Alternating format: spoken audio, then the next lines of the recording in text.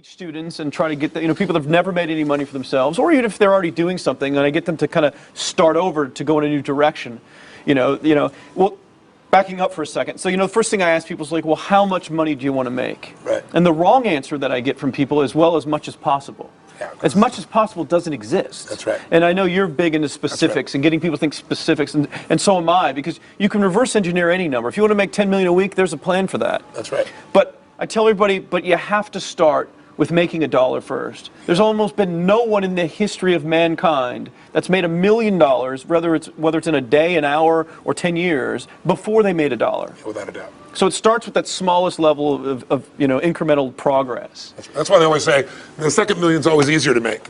Yeah, exactly. Because the first million is the learning process. Exactly. And you take that million concept and you bring it down to the $1, and that's achievable. So one of the things I think the messages for people watching, what's holding them back is thinking they have to do 100,000 in a minute or 1 million or 10,000 or some big number. What they really have to do is just first show themselves that they can make some money. Actually, and then to validate to the brain that, hey, this works. That's what I'm doing. That's right. Because once they get that certainty. Yeah, because if someone can put in the work to make $1 at any process, they're 90% of the way to making $100,000 with the same process. Right. You just do more of the same thing. And you leverage it. And technology allows you to leverage it without anywhere near the amount of energy. Easily. And that's the difference between having a job and having a freedom, the life that has total freedom in it. And that's why also, you're talking about like your second million's easier than your first million. It's the same belief concept in all this.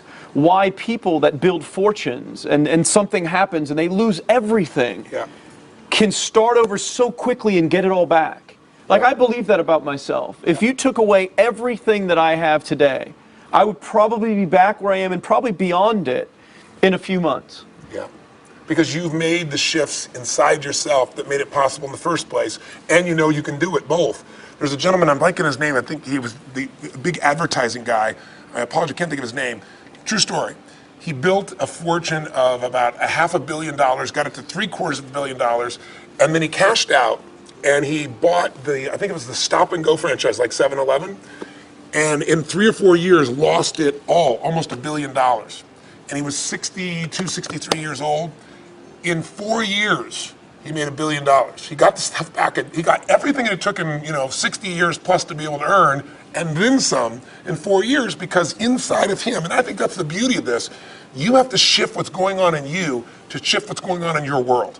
If you make those shifts inside of yourself and you learn how to do that, there's no limit to what you can achieve or what you can create in your life. And you're proof of that. Yeah, absolutely. And so it starts with the smallest amount of progress. Any progress at all is worth gold compared to no progress. And people don't realize that. Most people, when I say, let's focus on making that first $1, most people's natural reaction is, like, oh, $1, what's that going to do for me? Yeah. And I'm like, you have no idea the power of what it will do inside your head and what it will do for you if you just make that $1. Because you're just so much closer to the $100,000 that you want to make in a year or a month or whatever it is than you are without that.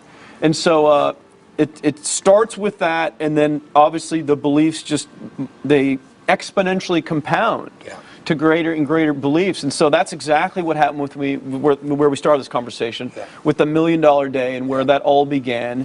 For me, it was a progression. I wish it would have happened faster in my life. I wish I would have had you telling me, I wish I would have known more about how you structure belief systems and how you can get it inside your head to take it to a higher level. I didn't need to go through all those years before I would finally believe it myself. And so that's the challenge for people, is you can believe that. You can believe the $1 million day today, which many people ended up doing after I accomplished that. That's why it happened for others. Same thing with the 4-minute mile. All those other runners were like, well, he did it. And then bam, 20-something people went and did it right away, and who knows how many since then. Yeah. Well, high school students are doing it now. Yeah, literally. exactly. Literally. Exactly. So I think, I want to thank you for sharing this, because it reminds people that if somebody has already, taken the path and made it possible, it's not something that's never been done. Your ability to get there can happen so much more rapidly, but you got to start with the first increment and not be embarrassed by that or think like it doesn't matter.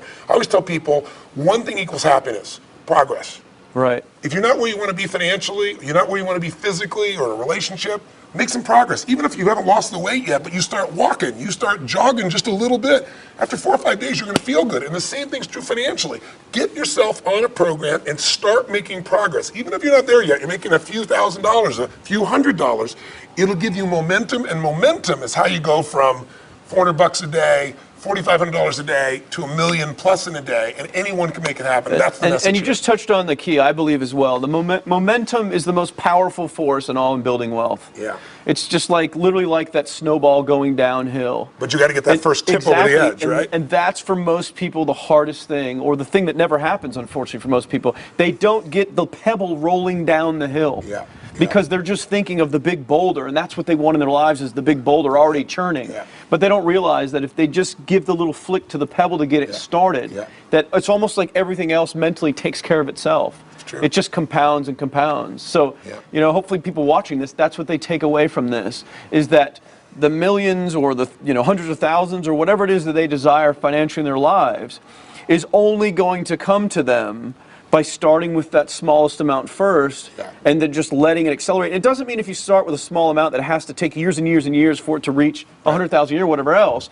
But I think the main point here is that must start. There is no other way around it to get what you want except to start with the smallest increment, which I believe is just $1, and getting the process going, and then just letting it grow and multiply.